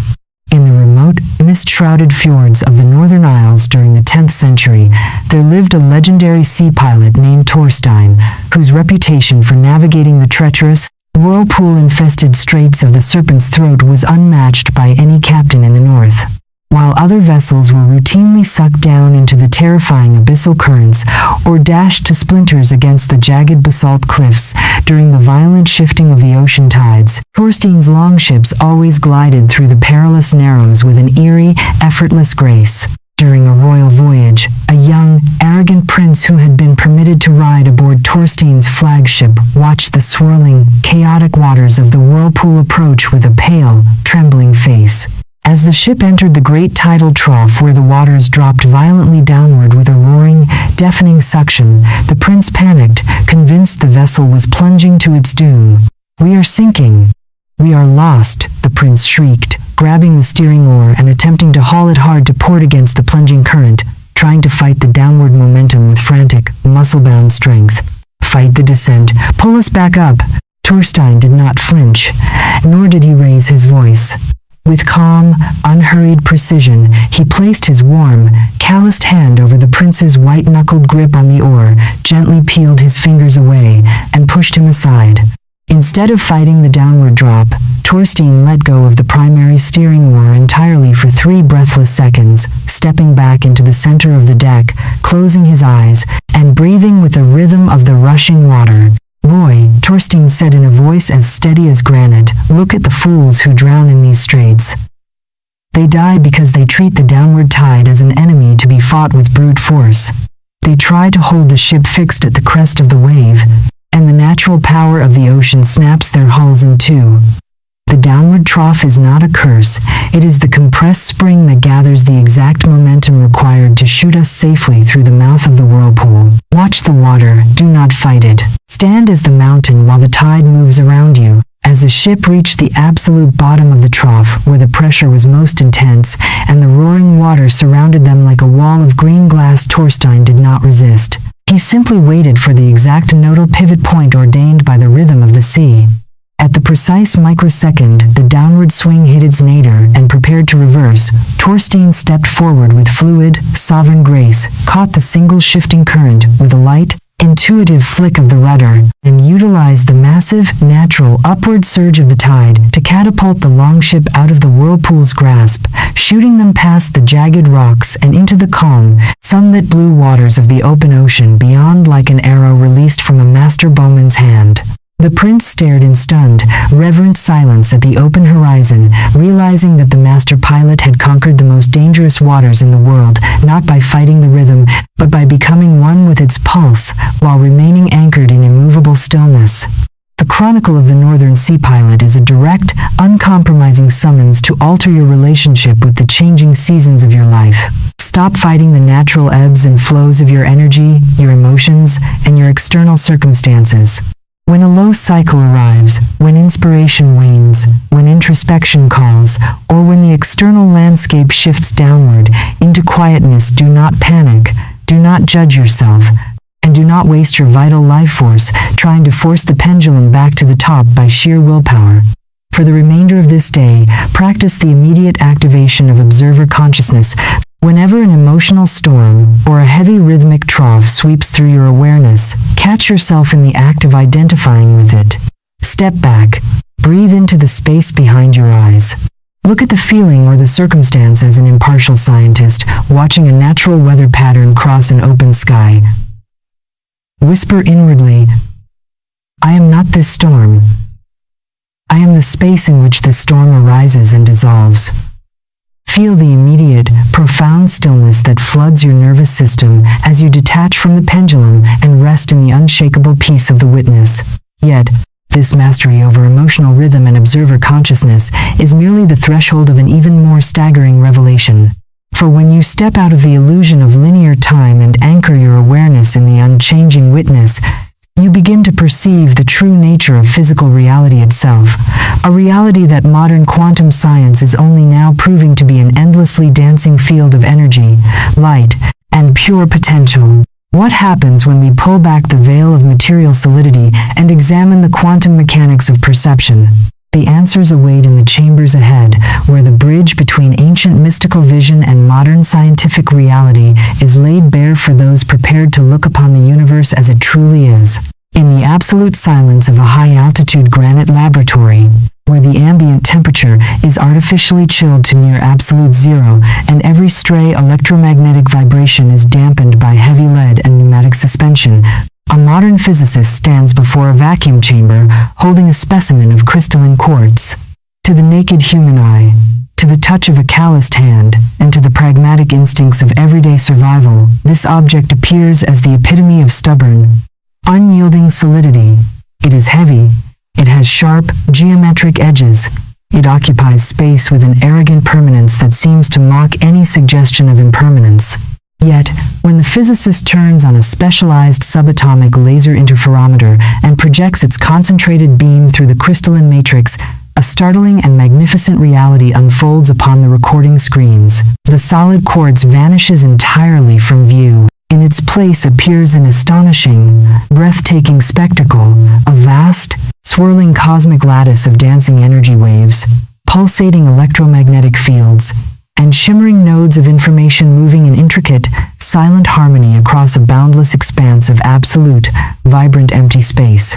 At the quantum scale, the solid rock is revealed to be more than 99% empty space. What the human senses interpret as dense matter is nothing more than a localized probability wave, an energetic choreography of vibrating probabilities held together temporarily by the act of measurement and the focus of observation.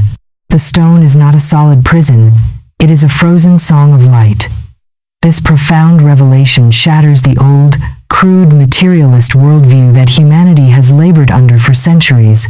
The physical world you think you inhabit, the chair beneath your body, the device in your hands, the concrete walls of your office, and your very own biological flesh and bone, is not a collection of static, independent, solid objects floating in a dead mechanical universe.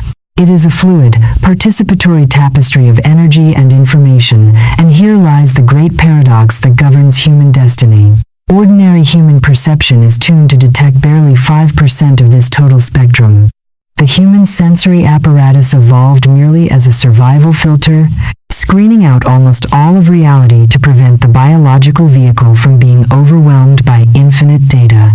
Consequently, most of humanity lives its entire life trapped inside a tiny, impoverished fraction of existence, bumping blindly against the walls of an illusion they mistake for absolute law, completely unaware that when consciousness expands, the entire architecture of physical reality bends, flexes, and reorganizes around them in ways that defy all conventional logic.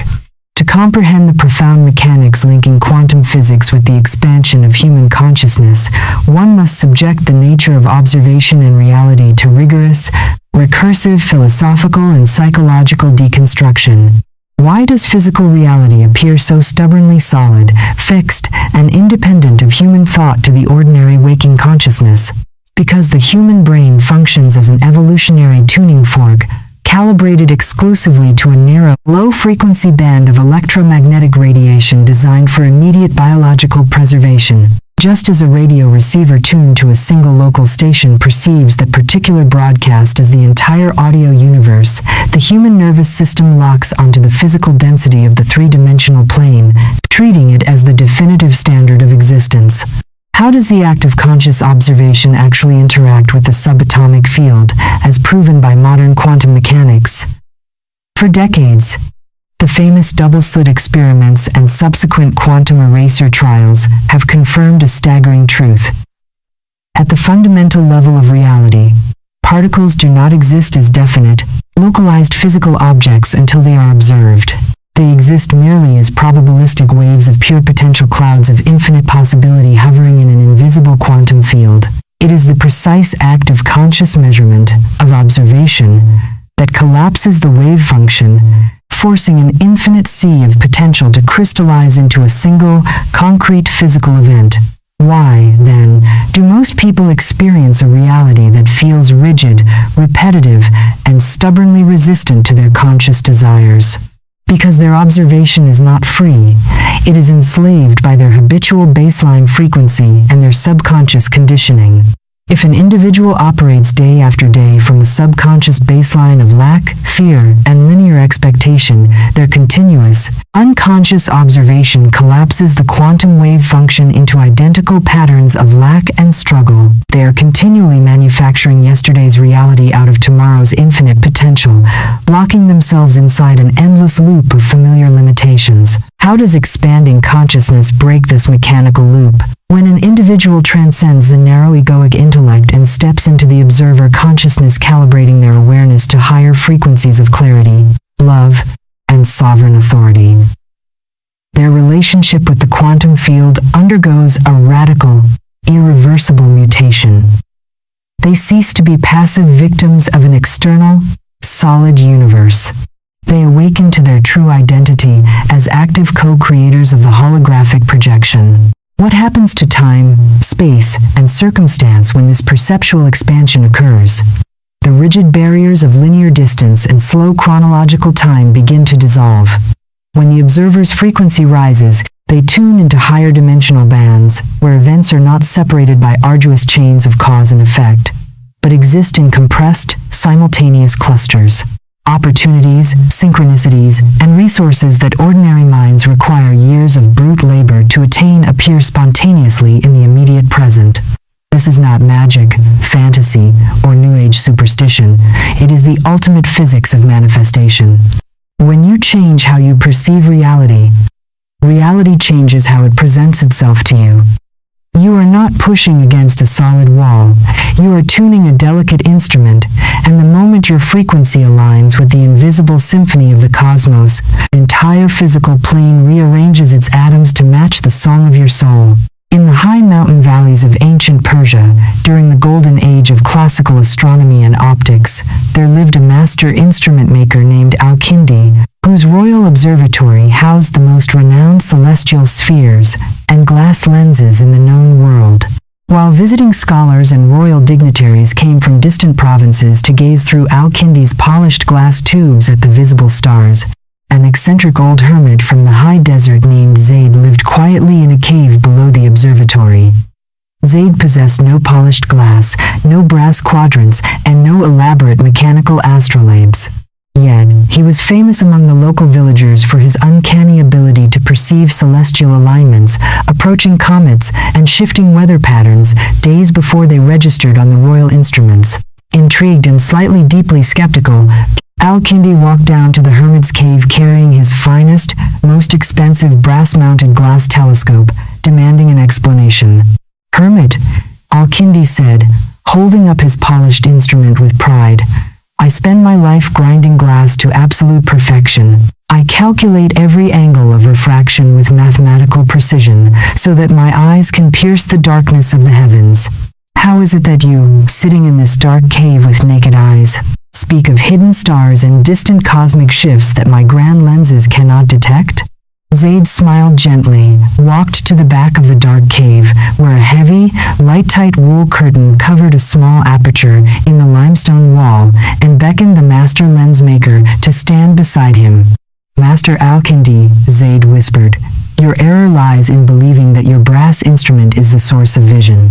Your telescope is merely a narrow pipe. It is cut to a single focal length, polished to a single curvature, and tuned exclusively to visible light. Because your glass is rigid, your mind has become rigid. You believe that whatever your lens cannot catch does not exist." With that, Zaid reached out and pulled back the heavy wool curtain by a mere fraction of an inch, revealing a tiny pinhole of natural light piercing the mountain stone. Through that microscopic aperture, a strange thing occurred. Al-Kindi expected to see the ordinary sunlit desert outside.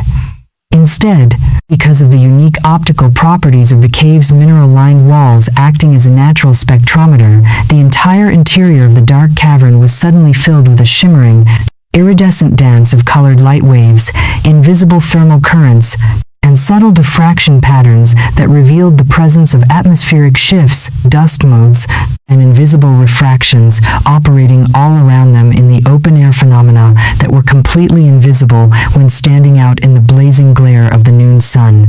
"The universe is not silent, nor is it dark, nor is it confined to what your physical eyes register," Zaid said softly. "You have spent your life looking through a tiny pipe, measuring only 5% of what is broadcasting through the cosmos. When you quiet the noise of your conscious intellect, when you expand the aperture of your perception, you realize that the music you have been searching for out in the distant stars has been vibrating right through your own body the entire time." Al-Kindi stood in the dim, luminous cave in stunned silence, lowering his expensive brass telescope as the profound realization washed over him. The master does not conquer reality with heavy tools.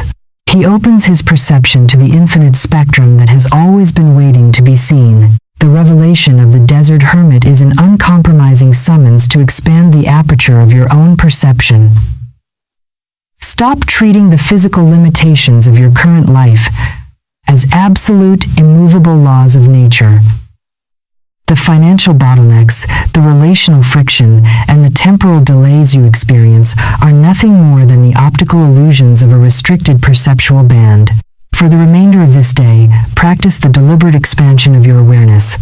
Whenever you encounter a rigid obstacle in your daily affairs, close your physical eyes for 60 seconds. Breathe deeply into the quiet center of your chest. Mentally strip away the dense, solid labels you have assigned to your circumstances, labels like impossible, broken, or scarce. See the situation for what it truly is at the quantum level, a fluid, dancing field of pure energetic potential waiting for your conscious observation to collapse it into a new, elevated reality. Whisper inwardly, This circumstance is malleable. My awareness shapes the field. Feel the immediate, thrilling sensation of lightness as your consciousness expands beyond the pinhole of the ego and tunes into the infinite frequencies of the unified field. Yet, this profound expansion of quantum perception is merely the runway for the final, magnificent culmination of our journey. For when an individual learns to master linear time, decode the subconscious, navigate emotional rhythms, and perceive the quantum fabric of reality, one final, inescapable question remains. How does this vast, cosmic awakening translate into the small, gritty, beautiful micro-moments of ordinary human existence where actual destinies are forged? The answers await in the final chapter, where mastery in the micro-moments reveals the ultimate secret of human transformation. In the deep, velvet stillness of an ancient mountain courtyard before the first pale streak of dawn paints the horizon, a master swordsman stands motionless upon a weathered slab of granite. His blade rests peacefully within its lacquered scabbard. His eyes are soft, unfocused, and turned inward toward the quiet sanctuary of his own breath. Around him, the physical world is quiet, save for the rhythmic dripping of overnight dew from the broad leaves of a towering stone pine. To the casual observer, this moment appears completely devoid of action, a stagnant pause between the heavier dramas of human existence. There are no grand declarations echoing across the valley, no epic clashes of steel against steel, no sweeping gestures of heroic ambition. The swordsman is simply standing, breathing, existing in the silent cradle of the present moment. Yet, within the invisible architecture of reality, this exact micro-moment is the crucible where destinies are forged and empires of consciousness rise or fall. When the sudden, unpredictable chaos of life strikes, when an assassin leaps from the shadows or an unexpected crisis shatters the tranquility of the morning, the master does not need to pause, calculate, or scramble for a defensive posture. His victory is not decided in the grand, sweeping clashes of the crisis itself. It has already been won or lost in the tiny, unnoticed fraction of a second before the strike occurred. It is forged in the split-second micro-decision to pause rather than react, to breathe rather than contract, to witness the arising impulse rather than become its captive slave.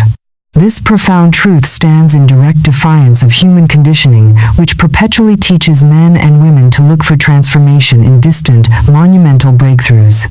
Society trains individuals to wait for the grand awakening, the sudden windfall of fortune, the cinematic turning point that arrives with flashing lights and dramatic music. Consequently, millions live their lives in a state of chronic distraction, sleeping through the ordinary moments of their days while waiting for an extraordinary tomorrow that never arrives. They do not realize that the universe does not operate on grand sweeping gestures. It is built, maintained, and mastered entirely in the microscopic punctuation marks of daily existence. The true secret of the ages is deceptively simple. Master the micro-moment, and the macro-destiny will take care of itself. To comprehend the supreme power hidden within the microscopic intervals of daily experience, one must subject the mechanics of human transformation to rigorous, recursive philosophical and psychological deconstruction. Why do human beings universally fixate on grand, sweeping interventions, while treating the small, daily micro-moments as insignificant chaff? Because the egoic mind loves drama, spectacle, and narrative scale. The ego measures its importance by the magnitude of external events, convincing itself that true change must look cinematic, a sudden career shift, a dramatic relocation, a monumental emotional breakthrough that alters everything overnight. How does this psychological fixation sabotage actual, lasting transformation? By ignoring the small, daily microchoices, the individual leaves the deep automated nervous system entirely unmonitored. While the conscious mind dreams of grand future breakthroughs, the subconscious machinery runs its old, habitual scripts automatically in every minor interaction, every fleeting frustration, and every routine hesitation. Why is the micro-moment, that split-second interval between stimulus and response, the only true point of power in the human universe? Because, as psychological pioneer Viktor Frankl and ancient masters alike observed, between stimulus and response, there is a space. In that space lies our power to choose our response. In our response lies our growth and our freedom. What happens at the neurological and quantum levels during that microscopic pause? When a trigger occurs, an insult, a sudden obstacle, a wave of fear, or an impulse of anger, the automated brain instantly fires its evolutionary survival circuit, demanding an immediate, habitual reaction. If the individual reacts unconsciously, they reinforce the old neurological pathway, solidifying their current timeline and dragging yesterday's reality straight into tomorrow. How does the conscious introduction of a micropause shatter this cycle? The exact microsecond an individual catches themselves on the precipice of automatic reaction and deliberately chooses to pause, breathe, and witness the impulse instead of obeying it, a miraculous neurological and quantum event occurs. The old feedback loop is broken. The nervous system steps down from acute survival chemistry. The electromagnetic field expands, and a new neural pathway is forged in the living tissue of the brain. Why is knowledge without this micro-application mere entertainment? Because you can read 1,000 books on consciousness, master every spiritual philosophy, and understand the quantum field down to its final equation, yet remain trapped in the exact same miserable reality if you crumble in the small, grinding friction of an ordinary Tuesday afternoon. Transformation is not an intellectual accumulation.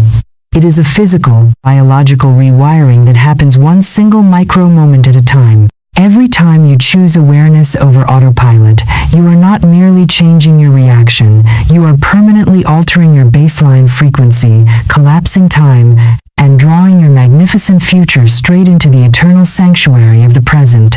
In the imperial capital of ancient Japan during a turbulent era of civil unrest, there lived an aging master swordsman named Tsukahara, whose fame was such that warlords traveled thousands of li merely to witness him stand in the courtyard of his humble dojo.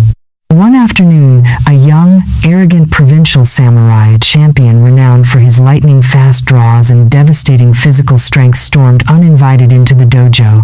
Seeking to make his reputation by defeating the legendary master, the youth drew his shining blade with a terrifying hiss of steel, hurled a barrage of insults, and challenged Tsukahara to an immediate life-or-death duel. The young samurai's movements were electric, ferocious, and fueled by a burning desire for grand, cinematic glory. He stood poised, muscles tensed like coiled steel, waiting for the master to make a grand move, assume a dramatic stance, or draw his weapon in return. Tsukahara did not move. He did not draw his sword. He sat quietly upon his woven tatami mat, sipping a bowl of green tea, his expression as serene and unruffled as the surface of a forest pond.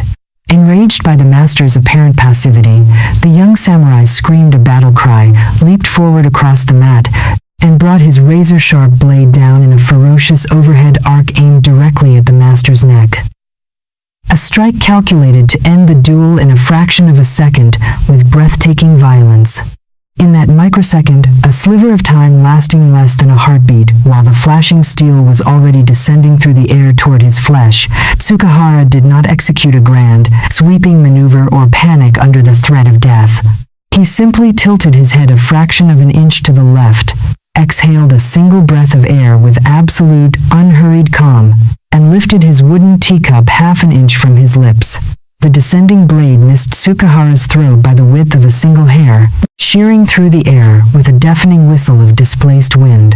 As the momentum of his own violent lunge carried the young samurai stumbling past him off balance, Tsukahara extended his wooden teacup and gently tapped the rim against the youth's shoulder, saying softly, "Your blade is swift, young warrior, but your mind is anchored in tomorrow. You are waiting for a grand war, while you lose your life in the space between two breaths." The young samurai froze mid-stride. He looked down at the master's calm face, felt the absolute absence of fear or resistance in the room, and dropped his heavy sword to the floor with a metallic clatter. The grandiose duel he had anticipated vanished, replaced by the crushing, liberating realization that true mastery is never won in the grand spectacle of the climax. It is won in the silent, sovereign discipline of the micro-moment.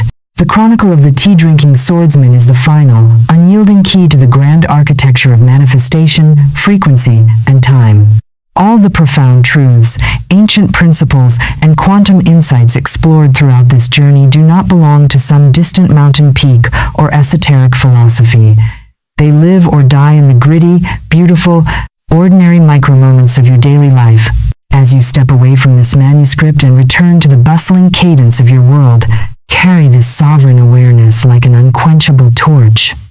Stop waiting for the grand breakthrough, the perfect alignment of external stars, or the cinematic rescue that will alter your destiny. Embrace the power of the micropause. When frustration flares in your chest during a routine conversation, when fear whispers its ancient warnings in the silence of your room, or when impatience demands that you force an outcome before it's time, catch yourself in that exact split second. Breathe. Step back from the automated reaction. Witness the impulse without becoming its prisoner. Choose awareness over autopilot. With every single micromoment you reclaim, you rewire your nervous system, elevate your vibrational frequency, and command the fabric of time and space to bend around your sovereign will. You are no longer the exhausted laborer dragging a mountain through the mud, nor the frightened falcon clinging to a bolted cage. You are the master architect of your own reality, awake, unshakable, and eternally free.